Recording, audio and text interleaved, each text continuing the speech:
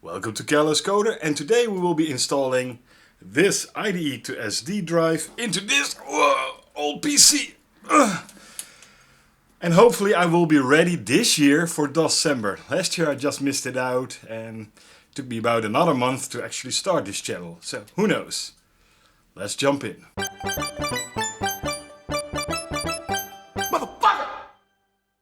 I first start by obviously opening up this old box. What's in the box? What's in the box? Well, a lot less dust than I had expected. Look at this, it almost looks immaculate. My 486, 32 megabytes of RAM. That was quite a lot back in '94 when I built this machine. But no PCI slots, only just an ISA razor. I first disconnect the IDE card and I have to take out the whole drive bay. But in order to take out the whole drive bay, I also have to take out the whole ISA riser. Machines in the 90s didn't think about ergonomics and serviceability. But there it is. We got it out. There we go. Now I took out the whole hard disk and here I'm measuring where to mount the IDE to SD card. And I figured I can stick it right on top of the ISA slot. And in order to stick it on top of the ISA slot, I have to take out a backplate. In order to take out the backplate, I have to take out the power supply. So I attach it with this very thick rubbery double-sided sticky tape. It's mechanically very strong, but I can also take it apart again. So here I fit it, and as soon as you push it down, it doesn't go anywhere. But a little alcohol will dissolve it and you can take it off then. Now this is a 60 gigabyte card, that's the smallest card I can buy these days. And I can only use 503 megabytes. Here I'm fitting it, yeah, that fits perfectly. And I also had a Gotek lying around, so I figured let's put that in as well. And I have to put it in via the front because I want to align it nicely and straight. So now I need to create all the 100 floppies and I use this standard BIOS that comes with the Gotek, not the HXC, and these Windows tools. I create 100 partitions and I forgot here to make it bootable. I had to make the first drive or drive 0 bootable in order to boot DOS. The boot is not in the image, it's on the actual partition that is created. So just check make bootable and then you'll be fine. Here I copy my DOS images on there, the 4 disks. And of course by now I already had reformatted the drive 0 to be bootable as well. And let's continue with the rest of the floppies until we have them all 4. I only use 3 of them. Now I partition the SD drive with only a 503 megabyte partition. First you need to toggle C, even though it's deprecated, because that starts at cluster 16. Then create a primary partition, P1, and then plus 503 megabytes if your BIOS doesn't support geometry mapping, which mine does it. Otherwise I would have kept the 2 gigs partition that I created before this. And now I need to change that Linux partition to type 4, which is FAT16, and set the bootable flag by selecting A. And here I check whether it starts from 16, yes, and then write it, and that's it. Now you can insert that SD card into your system and it will find it and it will be able to format it.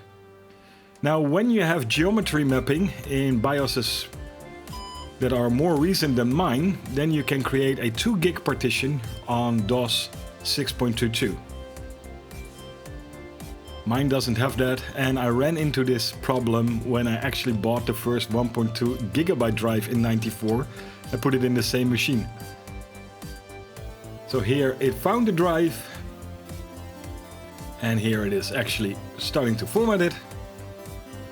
And we all have seen this installation process many a times before, installing DOS. Now I live in a civilized country. So change that to a civilized country. And here we start to copy this stuff. This is 8 times the normal speed that you will see here. I didn't want to make you sit through it. And then we just swap the disk by pressing the Gotek. And it will just continue. And we fast forward it because we all have seen this many a times. And it's done. And now it's booting for the first time from the IDE to SD card.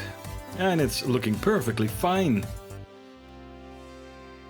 And I think I was just about in time swapping my old hard drive, because that started to make a really weird whining noise. And there it is, 520 megabytes. Now I took out the SD card and copied all the stuff and my old code on that SD card. This is a star field that I had written on my XT in assembler. Now it's racing here, but I will teach you how to make this after I synced it to actually a VGA vertical refresh. And this is actually another star field that I created last year on DOSBox. It's written in C, and it basically is some pre-calculated radiuses that the stars will follow around. And the raster bars. Now, every system from the 80s and 90s had to draw raster bars. So these raster bars and the star fields written in assembler is something to look forward to in December. We will go into the code in detail. I do need to mangle the code of the star field a bit because I wrote it on an XT and I recently found that floppy. Never ran it on this 486 and it's way too fast, as you could see.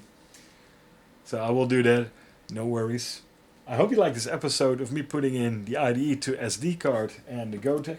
I won't be using this Gotek very much. I think I will stick to taking out the SD card, copying the files in the directories where I want them, and putting it back. That is far more convenient than using that floppy emulator thing.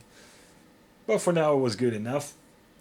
And yeah, I ran into the same thing. I realized that I did in 1984 with this machine. I had this machine built, and 2 months later the first 1.2 gigabyte drive came out.